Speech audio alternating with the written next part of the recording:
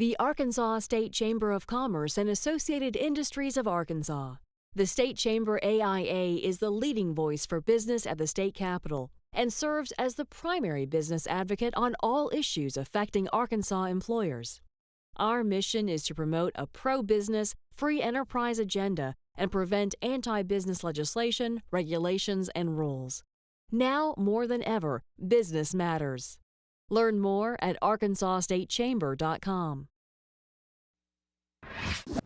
And welcome back to Talk Business. I'm Roby Brock. We start our business roundtable now. Joining me is Mike Malone, Northwest Arkansas Council CEO, Elizabeth Bowles, Aristotle Incorporated President, Randy Veach, Arkansas Farm Bureau President. I do pretty good with titles after a little bit of practice, right, guys? Welcome to our program. I appreciate you guys being here. Thank you. Let's start with some look at what's happening in the Arkansas economy, a couple of economic indicators I want to share with our viewers and listeners. First of all, we're looking at kind of the 6-month mark in the year. Home sales up 9.6% year to date. Individual income taxes, a sign of wage health, up 8.6%. Consumer spending reflected in sales taxes only up 1.1%. And our June unemployment rate, 7.3%. Now, in the last couple of weeks, we've seen the stock market hit some highs, yet we are dealing with a lot of uncertainty in Congress and the economy. So, Randy, to you, first question. Do you think the Arkansas economy, is it good, is it bad, or is it mixed?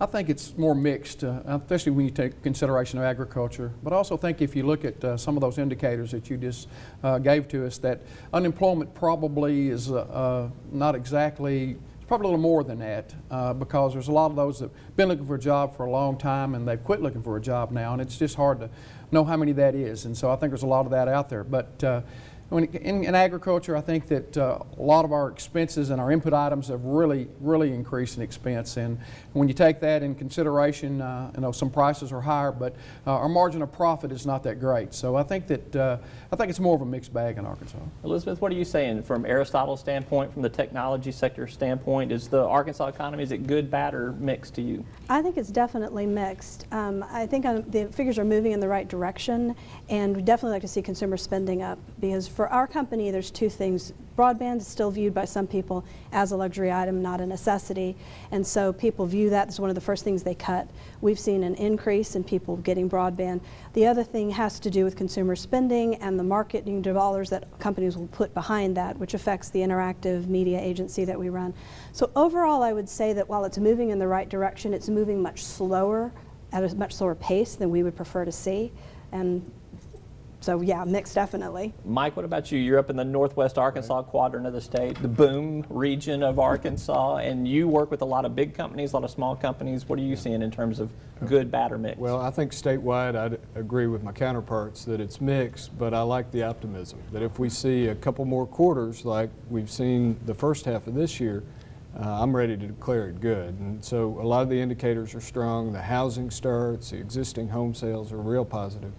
And then in our region, we're as encouraged by the employment figures. We've got more people working today than we had at the peak before the recession. So that is a great indication. Why do you think Northwest Arkansas came back stronger than the rest of the state's economy did? I think with our big flagship industries, poultry, food processing, Walmart, J.B. Hunt, they were all so well positioned to ride out the recession, somewhat recession-proof. And so that helped us come out a little better, but you got to admit, Arkansas as a whole rode out the recession very well as well. Yeah, Elizabeth, do you see the same thing there in terms of the years following the recession? Absolutely, and I actually think that as a whole the state did very, very well, and I completely agree that we had some recession-proof businesses that helped the state as a whole, and we also had very good fiscal management compared to several other states. We were able to, from a governmental perspective, make sure that we didn't make some bad choices that would have hurt us in the long run. Randy, what about in agriculture? Smooth recession and recovery? Well, we seem to be in agriculture. We're kind of ahead of rest of different industry in the fact that a lot of times if we're going through a recession and then the rest of the industry hits that after that. And agriculture is pretty much a big economic indicator, leader in that fact, in that it's the largest industry in our state, and it provides for about 25% of the jobs in the state, and it's about it's 11% of the gross national state product. So that's a big important part of agriculture. And big economic engine in the state. Of course, you guys also had to deal with a couple of natural disasters in those post-recession years too that made it very difficult. Let me get your take, and Randy, we'll start with you and work our way back down the panel again on name one economic indicator that you're looking at right now that you view as good, moving in the right direction, gives you hope and optimism for where the economy's heading. Well, I think that people will always in agriculture would look at land values, but and land values are increasing and quite a bit. But there's a lot of other reasons for that also. It's not necessarily that the ag economy is doing that well, but it is an indicator that things are going pretty good. But the reason for some of that land values to increase as they have is that investments out there are not very good. I'm sure you've got some too, Roby, and they're not bringing a lot out there in the market for stocks and bonds and other things like that. But you're hitting below the belt there, Randy. Yeah, I mean, sorry. come on, I got kids I got to put through college. So. But a lot of that money that's out there can benefit them a lot more in investment, a lot more return on their investment in land. And so actually it's not necessarily the farmers and ranchers in our state that are buying the land, but it's other people investing in that and then letting the farmers rent it to them so that they may produce crops or raise livestock on it. Very interesting. Elizabeth, what about you? An economic indicator you see moving in the right direction? Oh, definitely housing starts and home sales, especially for the broadband industry, because the more homes that are built, the more need there is. And I think that's extremely important for our business in particular, but for the state in general. It shows that the economy is moving in the right direction, that people are actually willing to buy homes, settling down. Overall, that's a very important indicator for us. Also, people to sell to. We particularly like looking when we see that in rural areas, more rural areas and less so in the cities where you see new development starting. We view that as a very positive indicator of a forward. Because of your business model? Because of our business model, and especially since when you look at broadband deployment and the need for broadband in the rural parts of the state, when you look at communities growing up in particular areas, one of the big drivers of economic development is the availability of broadband. So you have people who are going to move into those developments, and in order to live there, they're going to need broadband in order to continue. So it feeds itself. The housing starts drive the providers to come in and offer broadband, and then the broadband being there is what drives the economic development engine, which allows businesses to come there, and it all feeds itself. And I'm seeing that happening more and more in rural portions of the state, and we take that as a very good sign. Aristotle in particular is a rural provider. We like to provide broadband in areas that don't get service. How about you, Mike? What are you looking at? What are you seeing in terms of one particular indicator that is trending in the right direction? I think it's a number of people that go to work and draw a paycheck or are self-employed every day. Number of payroll or covered positions. And I mentioned it earlier, and we're back above the level. We've got 240,000 people in our region that go to work every day. And that means so much to our business, to our industry, to our retail establishments. And then just the value of doing a good hard day work makes such a difference in the regional economy. So it's covered positions that I look at. All right, we're going to take a quick commercial break here, hear a word from our sponsors, and we will be right back with our Business Roundtable. I'm Roby Brock. This is Talk Business. We will be right back after this. I was looking for a bank that could best protect my finances. It shared my passion for my business's potential. A bank that offered investment expertise, lending support, insurance guidance. A bank that delivered full financial support. That's how I found True Balance. True Balance. From my bank. From my bank. Delta Trust and Bank, the expertise to meet all your financial needs. One of the real advantages of electric cooperatives membership is having a voice in our state's energy future. Not a week goes by without important energy issues making headlines. These are issues that need to be discussed. And you should know that as policies are being developed, the cooperatives are looking out for our members, advocating what's best for you. We are your friends and neighbors. We are your local electric company. The electric cooperatives. We are Arkansas. And welcome back. I'm Roby Brock. We are joined by our distinguished business roundtable, Randy Veach, Elizabeth Bowles, Mike Malone.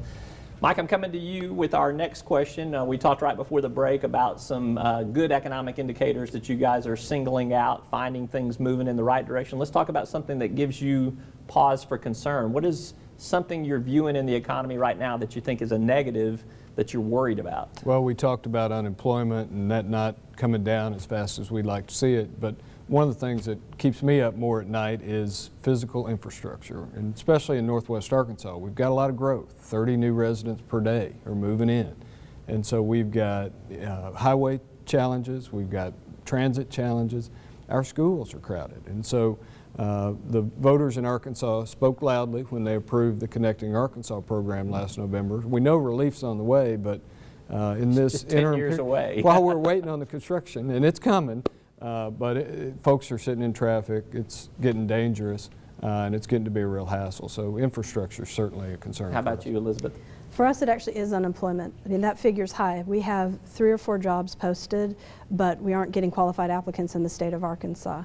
So when we look at that unemployment figure of 7.3, but we're not getting the applicants for these highly technical jobs, I think we have a workforce training issue that's not really being addressed. That's part of why those numbers can't come down. We are having to go to out of state. We're having to go to Dallas, or freelance somebody from Wisconsin or California because they don't want to relocate.